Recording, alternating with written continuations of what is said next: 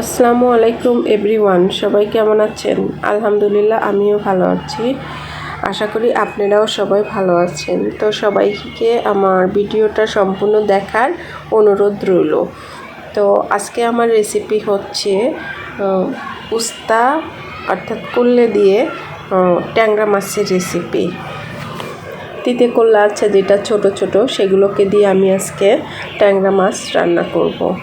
তো এর জন্য আমি এখানে নিয়েছি 250 গ্রাম উস্তা, ছোট ছোট যে উস্তাগুলো আছে সেগুলো। তারপরে এগুলোকে আমি বিচি ফেলে কেটে নিয়েছি।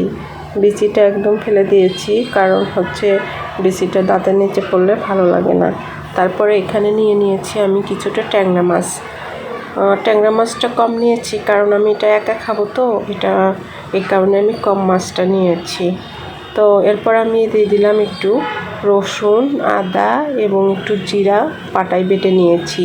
তারপরে দিয়ে দিয়েছি কয়েক টুকরা কাঁচামরিচ।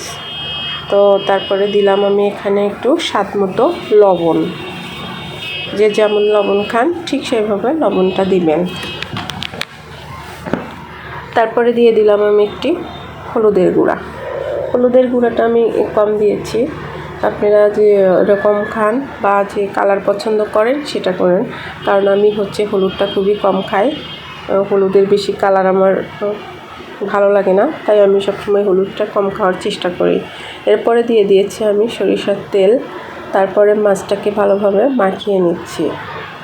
মাছটাকে মাখানো শেষ হলে আমি এখানে দিয়ে দিব আমার সেই কেটে রাখা যে উস্তা বা করলা যেটাই বলেন না কেন আপনারা, এটা দিয়ে দিব। তো এই পর্যায়ে আমি সেগুলোকে এটা আমি অনেকটা ভালো করে ধুয়ে নিয়েছি, 2-3টা ধোয়া দিয়েছি, যাতে হচ্ছে তিতাটা চলে যায়। কারণ এগুলো তো ছোট, এগুলো তিতাটা একটু বেশি থাকবে বুঝতে পারছি। তো এর কারণে আমি এটা অনেক সুন্দর করে 2-3টা ধোয়া দিয়ে নিয়েছি। তারপরে এটার সাথে আবারও একটু কিছুক্ষণের জন্য মাখিয়ে নিলাম। মাখিয়ে নেওয়ার পরে আমি এর পর্যায়ে দিয়ে দিচ্ছি ঝোলটা, কারণ এটা আমি ঝোল রান্না করব। ঝোলটা দিয়ে দেওয়ার পরে আমি চুলাইতে বসিয়ে দিলাম। চুলাটা হচ্ছে জালটা বাড়িয়ে দিব, এ পর্যায়ে বাড়িয়ে দিল। এ পর্যায়ে আমার তরকারিটা হয়ে আসছে, দেখতেই পারছেন। তো উস্তা এভাবে অনেকেই হয়তো পছন্দ করবেন না, আবার অনেকের আমরা মেয়েরা তো আমি এটাকে খুবই ভালো লাগে আমার এটা খেতে, কারণ উস্তা সিদ্ধ করে দিলেও মানে আমি লবণ দিয়ে ছেটকে খেতে পারি, কাঁচাও খেতে পারি।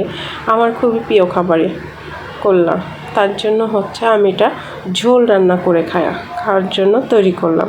তো সবাই ভালো থাকবেন, সবাই আমার ভিডিওটা দেখবেন, আমার জন্য দোয়া করবেন। আল্লাহ হাফেজ।